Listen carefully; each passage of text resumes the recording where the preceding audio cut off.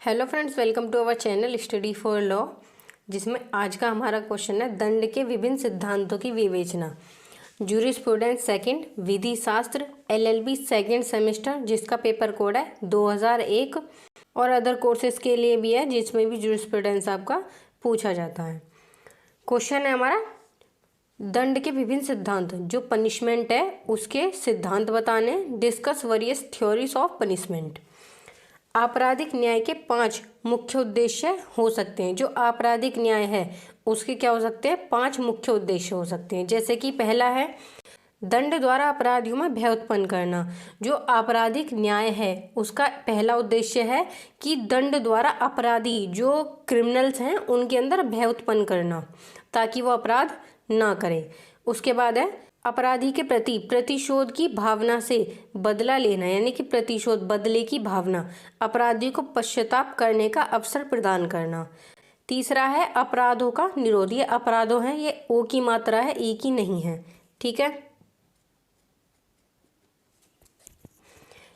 इसके बाद इसका फोर्थ है अपराधी को पश्चाताप करने का अवसर प्रदान करना। जो अपराधी है उसको पश्चाताप करने का अवसर प्रदान करना है इसका फोर्थ उद्देश्य। इसके बाद है अपराधी में सुधार करना, ठीक है। इन उद्देश्यों को ध्यान में रखते हुए सामंड ने दंड के संबंध में निम्नलिखित सिद्धांत प्रतिपादित किए हैं। जो ये सारे 5 उद्देश्य हैं, इन सभी को ध्यान में रखते हुए सामंड ने दंड के निम्नलिखित सिद्धांत बताए हैं। पहला सिद्धांत है प्रतिशोधात्मक सिद्धांत, डिटरेंट थ्योरी। ये जो आपका क्वेश्चन है ना, ये सबसे ज़्यादा आपसे 20 नंबर में पूछा जाता है और 10 नंबर में पूछा जाता है, लेकिन पहले पूछा सबसे ज़्यादा 20 नंबर में जाता है। और अब तक मैंने आपको 3 क्वेश्चन कराए हैं और ये चौथा क्वेश्चन है। जो आपको 3 क्वेश्चन कराए थे, एक तो विधिक अधिकार वाला, एक विधिक व्यक्ति वाला और एक न्याय प्रशासन वाला, वो तीनों ही क्वेश्चन और एक ये 4 क्वेश्चन, ये चारों क्वेश्चन 20 नंबर में सबसे ज़्यादा पूछे जाते हैं, ठीक है। और इन्हीं में से 10 नंबर और वेरी शॉर्ट में भी पूछ लेते हैं। तो इन सभी क्वेश्चनों को आप अच्छे से रेडी कर लेना। और इसके बाद जो वीडियो आएगी वो आएगी आपके जो इम्पोर्टेंट क्वेश्चन है इसके विधि शास्त्र के, वो, ठीक है। इसका दूसरा है प्रतिशोधात्मक सिद्धांत, रेट्रीब्यूटिव थ्योरी। तीसरा है पश्चातात्मक सिद्धांत, एक्सप्लोरेटरी थ्योरी। निरोधात्मक सिद्धांत, प्रिवेंटिव थ्योरी। सुधारात्मक सिद्धांत, रिफॉर्मेटिव थ्योरी। इन सभी नाम को याद रखना, 5 ही नाम हैं, प्रतिरोधात्मक, प्रतिशोधात्मक, पाश्चात्मक और निरोधात्मक और सुधारात्मक, ठीक है। जो सामंड है, सामंड के अनुसार जो इसके मुख्य उद्देश्य बताए थे उसके अनुसार इसके निम्नलिखित सिद्धांत प्रतिपादित है और ये है वो सिद्धांत, इनको याद रखना। और ये क्वेश्चन में आएगा ही आएगा, पूछा जाएगा, इंपॉर्टेंट क्वेश्चन है, ठीक है। उल्लेखनीय है कि समय एवं सामाजिक परिवर्तनों के साथ साथ दंड के उद्देश्यों में भी बदलाव होते रहे हैं। जैसे जैसे समाज में बदलाव होता है, समय बदलता है, और वैसे वैसे ही दंड, अपराध भी बढ़ता है और अपराध को रोकने के लिए दंड के जो प्रावधान हैं उनमें भी बदलाव होता है। इसीलिए कहा गया है कि किसी देश की दंड व्यवस्था अपराधी के प्रति उसकी संवेदनशीलता का प्रतीक होती है। इसमें इसका पहला सिद्धांत है प्रतिरोधात्मक सिद्धांत, डिटरेंट थ्योरी।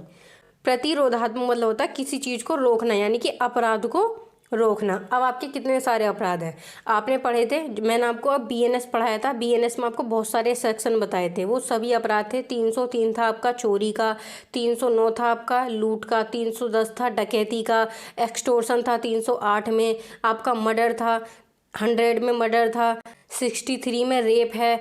ये सारे क्या हैं, ये सभी अपराध हैं। और इन्हीं सभी अपराधों को रोकने के लिए क्या दिया गया है, पनिशमेंट बनाई गई हैं ताकि ये अपराधों को रोका जा सके। और इनके क्या सिद्धांत है, ये 5 सिद्धांत है, जो 5 तरीके के सिद्धांत है जिनसे आपको पनिशमेंट दी जाती है। इन 5 सिद्धांतों को याद रखना, इन 5 तरीके की पनिशमेंट दी जाती है अपराध के बदले में, ठीक है। प्रतिरोधात्मक सिद्धांत के अनुसार अपराधों की रोकथाम के लिए मनुष्य में दंड का भय उत्पन्न कर देना सर्वोत्तम सिद्धांत है।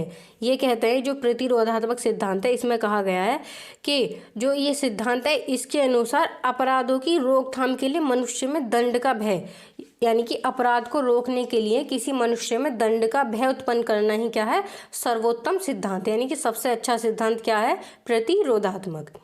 प्राचीन काल तथा मध्य युग में भयावह दंड को अधिक महत्व दिया जाता था।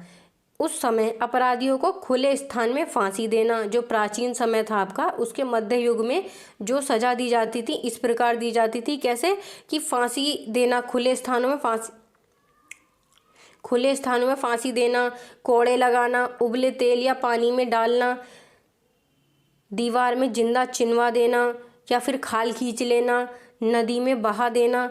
ये सारे जो दंड थे, जो पनिशमेंट है, प्राचीन समय में जो अपराध किए जाते थे उनमें दिए जाते थे।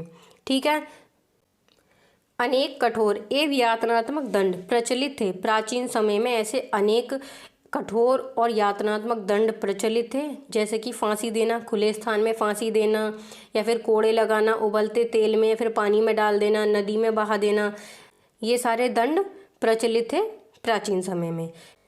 लेकिन यह सिद्धांत व्यवहारिक रूप में सफल नहीं रहा, क्योंकि कठोर दंड अपराधी को आत्म सुधार के अवसर से वंचित रखता है। जो कठोर दंड है वो अपराधी को आत्म सुधार, यानी कि उसको फिर से सुधरने के लिए क्या करता है, उसको वंचित कर देता है और अपराधों की पुनरावृत्ति को रोकने में असफल हो सकता है। इसका मतलब कि जो अपराध हैं उनको फिर से होने में रोकने के लिए असफल हो सकता है। इसका दूसरा सिद्धांत प्रतिशोधात्मक सिद्धांत। ये लाइन गलत है। जब भी आपसे एग्जाम में गलती हो जाए तो इस तरह से हल्का सा काट के छोड़ दिया करो, ठीक है, फिर आगे से नेक्स्ट लाइन से लिखना शुरू कर दिया करो। प्रतिशोधात्मक दंड का एक सिद्धांत है जो प्रतिशोध या बदले की भावना पर आधारित है। ये जो दंड है प्रतिशोधात्मक, यह है बदले की भावना पर आधारित, और जो प्रतिरोधात्मक था वो था अपराध होने से रोकने के लिए। इस सिद्धांत के अनुसार अपराधी को उसके अनुपात में ही दंडित किया जाना चाहिए। इसमें कहा गया है कि जिस व्यक्ति को पनिशमेंट दी जा रही है तो उसे वही पनिशमेंट दी जानी चाहिए जो उसने किया है। जैसे आँख के बदले आँख, या फिर हाथ के बदले हाथ, या फिर मृत्यु के बदले मृत्यु, ऐसे। तो अरस्तु, स्टीफेन, बेंडले और प्लेटो जैसे विद्वानों ने इस सिद्धांत का समर्थन किया है। ये जो प्रतिशोधात्मक सिद्धांत है, बदले की भावना वाला सिद्धांत है, इसको किसने समर्थन किया है? अरस्तु ने, स्टीफेन ने, बेंडले ने और प्लेटो ने। इन सभी विद्वानों ने इसको समर्थन दिया है। और इसके उदाहरण में आप लिख सकते हैं, जैसे आँख के बदले आँख, हाथ के बदले हाथ, या फिर मृत्यु के बदले मृत्यु, जीव के बदले जीव। इस तरह के जो अपराध होते हैं उन्हें कहते हैं प्रतिशोधात्मक, बदले की भावना। इसके बाद है इसकी आलोचना। अधिकांश दंडशास्त्री इस सिद्धांत का समर्थन नहीं करते। कुछ दंडशास्त्री जो हैं वो इसका समर्थन करते हैं, जैसे अरस्तु हैं, स्टीफेन हैं, बेंडले हैं या फिर प्लेटो हैं, ये करते हैं इसका समर्थन। लेकिन कुछ विधि शास्त्री हैं, कुछ दंडशास्त्री हैं जो इसका समर्थन नहीं करते हैं और कहते हैं कि उनके विचार से अपराधी को दंडित करने का जो उद्देश्य है समाज से अपराधों को दूर करना है। ये कहते हैं कि अपराधी को दंड देने का मतलब है कि अपराधों को समाज से दूर करना, ना कि अपराधी से बदला लेना। ठीक है, आगे देखते हैं। तीसरा सिद्धांत है इसका प्रायश्चितात्मक सिद्धांत। दंड के प्रायश्चितात्मक सिद्धांत से आशय यह है कि अभियुक्त को दंडित करके कारागार में इसलिए रखना आवश्यक है कि उसे अपने किए पर पश्चाताप करने का अवसर मिले। इसमें कहा गया है कि जो अपराधी है उसको कारागार में रखकर अपने किए पर पश्चाताप करने का उसे अवसर मिले, यानी कि वो वहाँ पश्चाताप करे कि जो उसने किया है वो गलत है। कारागार में जब दंडित अपराधी एकांत पाता है तो उसके मन में सहज ही अपने दुष्कृत्य, यानी कि जो भी उसने गलत कार्य किए हैं, के प्रति पश्चाताप और आत्मग्लानि उत्पन्न होती है। पश्चाताप की अग्नि में जलकर वह स्वयं को सुधारने का संकल्प करता है और कारावधि समाप्त होने के पश्चात समाज में एक सदाचारी व्यक्ति की भांति जीवन प्रारंभ करता है। इसमें कहा गया है कि जिस व्यक्ति ने अपराध किया है उसको कारागार में रखना इसलिए आवश्यक है ताकि वह अपने द्वारा किए गए दुष्कृत्य के प्रति पश्चाताप करे और जब उसका दंड खत्म हो जाए वो समाज में एक अच्छा व्यक्ति बन के जाए और अपने जीवन को प्रारंभ करे। इसके बाद है इसका फोर्थ सिद्धांत, निरोधात्मक सिद्धांत। इस सिद्धांत के अनुसार अपराधी को कारावासित करके अपराध के प्रति उसमें अरुचि उत्पन्न करना अपराध की रोकथाम का सर्वोत्तम उपाय माना गया है। ये जो सिद्धांत है इसमें कहा गया है कि जो अपराधी है उसको कारावासित, उसको दंड देकर, उसको कारावास देकर उसके अंदर अपराध के प्रति अरुचि पैदा करना है, अरुचि उत्पन्न करना है ताकि वो अपराध को ना करे दोबारा। इस प्रकार का दंड अपराधी की अपराध करने की इच्छा को समाप्त कर देता है जिससे वह पुनर्अपराध की ओर अग्रसर न हो। हत्या करने वाले अपराधी को दंड दिया जाना निरोधात्मक दंड का उदाहरण है। इसी प्रकार आजीवन कारावास, संपत्ति की जब्ती, बार बार घूस लेने वाले कर्मचारी को नौकरी से बर्खास्त कर देना आदि निरोधात्मक दंड के प्रकार हैं। ये इसका लास्ट पॉइंट है, सुधारात्मक सिद्धांत। इससे पहले 4 पॉइंट हमने पढ़े हैं, प्रतिरोधात्मक सिद्धांत, प्रतिशोधात्मक सिद्धांत, पश्चातात्मक सिद्धांत और निरोधात्मक सिद्धांत। और अब है सुधारात्मक सिद्धांत। ये जो सुधारात्मक सिद्धांत है ये दिया जाता है ताकि व्यक्ति में सुधार हो, जो अपराधी व्यक्ति है उसमें सुधार हो। सुधारात्मक सिद्धांत के अनुसार अपराधी को रोग से पीड़ित रोगी माना जाता है। इसका मुख्य उद्देश्य है अपराधी का सुधार करना और उसे समाज में पुनर्वासित करना है, यानी कि अपराधी को सुधार के उसको फिर से समाज में भेजना। इसमें उपचारात्मक दंड पद्धति अपनाई जाती है जैसे कि परिवीक्षा, पैरोल और आदर्श कारावास। दंड का मुख्य प्रयोजन अपराधी में सुधार करना है। जो ये दंड है सुधारात्मक दंड, इसका जो मुख्य उद्देश्य है वो है अपराध में जो अपराधी है उसमें सुधार करना, न कि उसे कठोर दंड देना। इस सिद्धांत के अनुसार अपराधी को समाज में पुनर्वासित करने के लिए उसकी शिक्षा, प्रशिक्षण और मनोवैज्ञानिक सहायता प्रदान की जाती है, यानी कि जो अपराधी है उसको जेल में ही शिक्षा का अवसर भी प्रदान किया जाता है। ठीक है, इसको आप इजीली याद रख सकते हो। सबसे पहले आप इनके जो 5 सिद्धांत हैं इनके नाम याद रखना। पहला प्रतिरोधात्मक सिद्धांत, प्रतिशोधात्मक सिद्धांत, पश्चातात्मक सिद्धांत, निरोधात्मक सिद्धांत और सुधारात्मक सिद्धांत। फिर इनके अंदर के कुछ छोटे छोटे कीवर्ड हैं, जैसे कि इसमें जो प्रतिरोध है इसमें है अपराधों की रोकथाम और दंड देकर उसमें भय उत्पन्न करना। प्राचीन काल में जो दंड दिया जाता था जैसे उबलते तेल में डाल देना या फिर खुलेआम फांसी देना या फिर नदी में फेंक देना।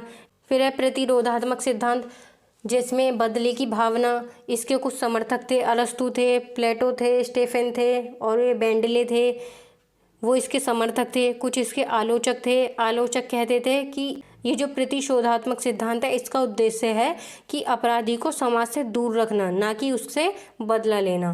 फिर है पश्चातात्मक सिद्धांत। जब दंडित अपराधी एकांत पाता है, जब दंडित अपराधी कारावास पाता है, एकांत पाता है, तो वो अपने जो उसने दुष्कृत्य किए हैं उनके बारे में सोचता है, पश्चाताप करता है और उससे पश्चाताप करने का अवसर मिलता है जिससे कि वो अपने कारावास अवधि पूरे होने के बाद समाज में एक अच्छा जीवन बिता सकता है। इसके बाद है निरोधात्मक सिद्धांत। अपराध के प्रति उसमें अरुचि। जो ये निरोधात्मक सिद्धांत है इसमें जो दंड दिया जाता है उसका उद्देश्य है कि अपराधी जो है उसमें अपराध के प्रति अरुचि पैदा करना और उसकी जो अपराध करने की इच्छा है उसको ख़त्म करना। इसके बाद इसका आखिरी पॉइंट है सुधारात्मक सिद्धांत। अपराधी में सुधार करना, यानी कि अपराधी को दंड देकर उसमें सुधार करना। परिवीक्षा और पैरोल। जब कोई व्यक्ति अपने सजा के आधे से ज़्यादा टाइम को काट लेता है तो उसको पैरोल पे छोड़ दिया जाता है। और परिवीक्षा में कभी कभी इमरजेंसी में किसी व्यक्ति को कुछ समय के लिए छोड़ा जाता है। ठीक है, इसे कहते हैं सुधारात्मक सिद्धांत, जिससे कि ये जो परिवीक्षा और पैरोल है इससे वो व्यक्ति समाज में अपनी उपस्थिति बनाए रखता है। ठीक है, यहीं तक था ये क्वेश्चन।